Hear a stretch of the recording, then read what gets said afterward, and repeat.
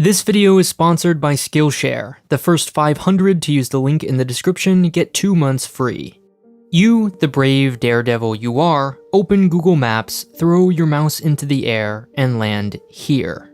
There are palm trees, lots of 20-somethings talking into their AirPods, and everywhere you look, a familiar logo. Apple, Amazon, Intel, Yahoo, Microsoft, Google, all within a few blocks of each other.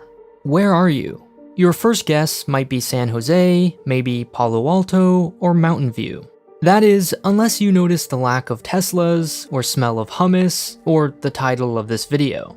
This is Silicon Wadi, a cluster of cities in Israel with one of the highest concentrations of tech companies and startups on Earth. It's home to Waze, Wix, SodaStream, and Fiverr, files more patents per capita than all but 4 countries, and is ranked the 4th most startup-friendly nation overall, behind only Canada, the UK, and the US. The difference is, those countries aren't next door to the Syrian civil war. 30 members of the UN still don't recognize the existence of Israel, including most of its neighbors. In fact, any evidence of traveling there on any passport prevents you from visiting 8 of those countries. Because of this, Israeli customs stamps not your passport, but a separate piece of paper. But despite all of this, despite the constant threat of terrorism, despite being only slightly bigger than Fiji and having just 2.5% the population of the US, Israel creates some of the most successful tech companies and entrepreneurs in the world. Why?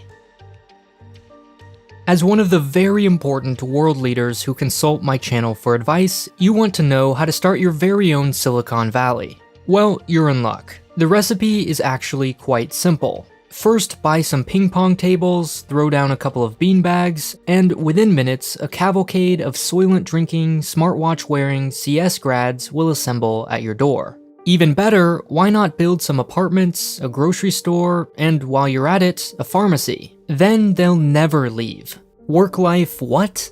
Just kidding, mostly. More than a few countries and cities have tried charming tech companies with tax breaks, grants, free 21-foot cacti, and other totally normal things, but almost as many have failed. On the other side of the Arabian Peninsula, Dubai built what it calls free zones, areas with special incentives to attract certain types of companies, like biotech firms, movie studios, and tech companies.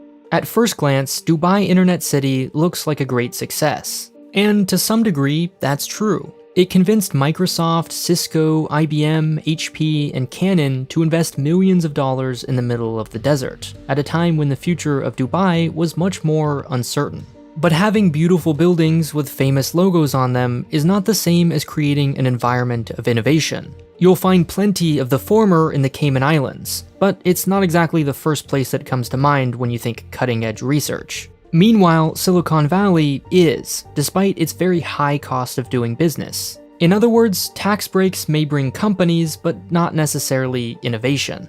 Corporations come to Dubai largely for its promise of no income or corporate tax for 50 years, but often only for marketing, support, and sales, while hiring most of their engineers in the US, India, and Israel. So what do those countries have that others don't?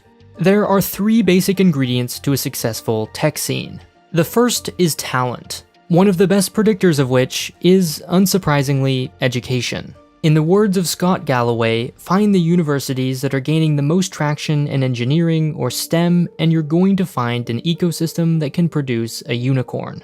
Basically, put a bunch of smart, ambitious people in a small, contained space, sprinkle in some idealism, ideas will collide, and good things will happen. At the level of a nation, universities are about proximity. And hey, if you also learn something along the way, that's a bonus. Which is great news for Israel, one of the most educated countries in the world. About 47% of those over 25 have a college diploma.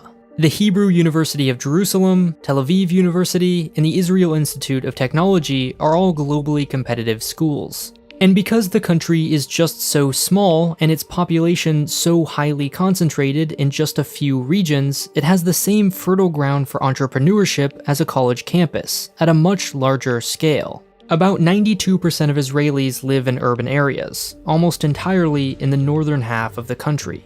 Startups, therefore, are surrounded by their customers, business partners, and competitors. The other aspect of talent that's often overlooked, but just as important, is demographics. Not just how big a population is, but also what it's like. For example, it's misleading to say only that Japan has 126 million people, and Ethiopia 98. What those raw numbers hide are their age and background, which can either act as a free economic multiplier or a bleak and costly undoing. Japan's population may be large, but it takes an unfortunate shape. Far too many old people for not enough young. Unless millions of Japanese suddenly change their mind and start having children tomorrow, the land of the rising sun will slowly set, as Africa grows into the next major consumer market.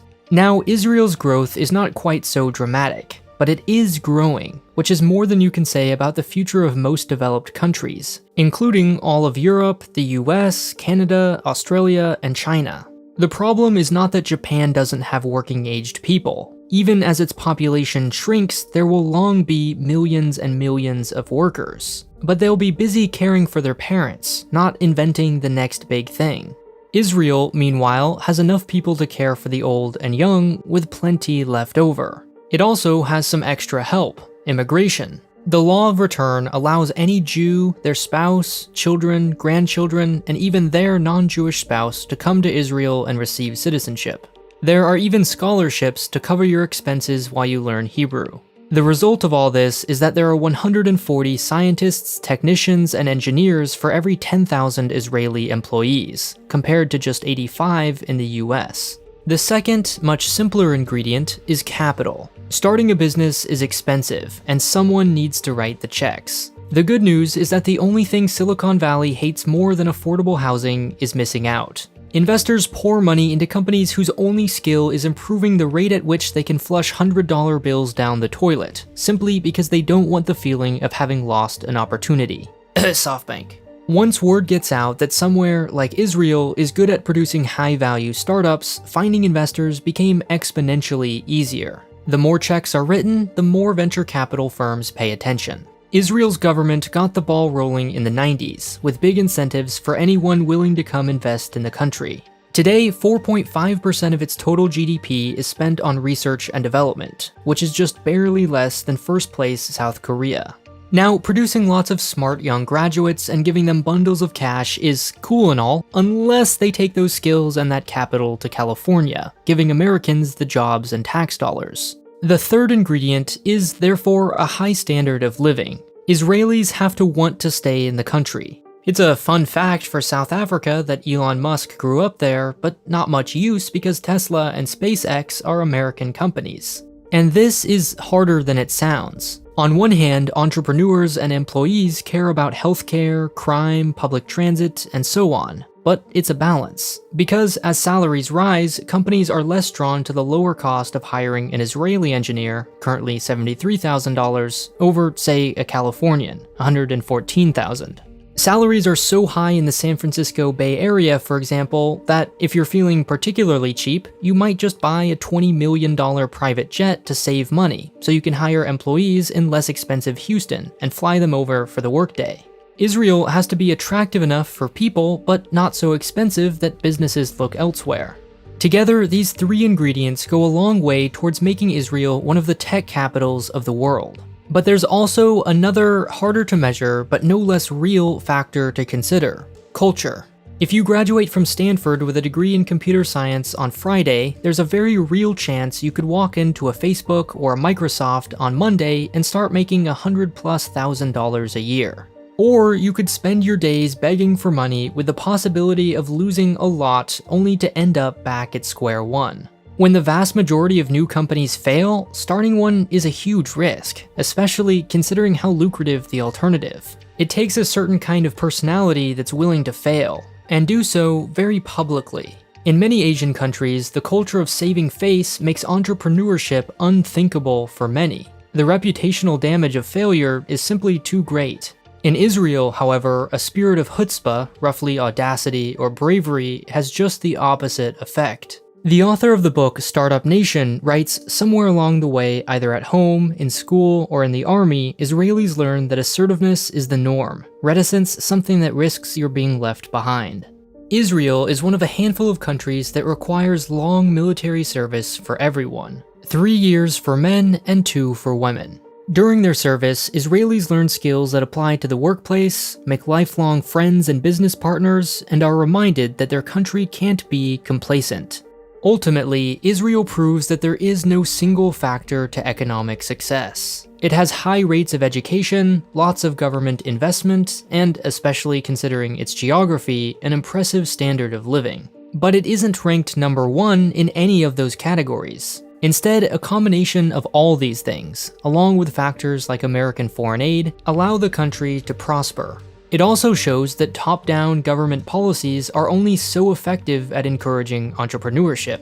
Countries can hand out money left and right, but innovation occurs at the level of the individual, his or her ability to take risks, start new projects, and learn new things. If that sounds like you, let me recommend these videos on Skillshare. This one is taught by Guy Kawasaki, the guy responsible for marketing Apple's revolutionary 1984 Macintosh. In short, bite-sized videos, he answers business questions like how to ask for money from investors, how to pitch your idea, and why you should network. If you already have a business idea in mind, there are also lots of specific lessons. The head of production at Anchor, for example, has this class on how to start a podcast. Whatever you want to learn, how to draw, take better photos, make YouTube videos, Skillshare probably has it. Better yet, for you, it's free for 2 months. Just be one of the first 500 people to use the link in the description.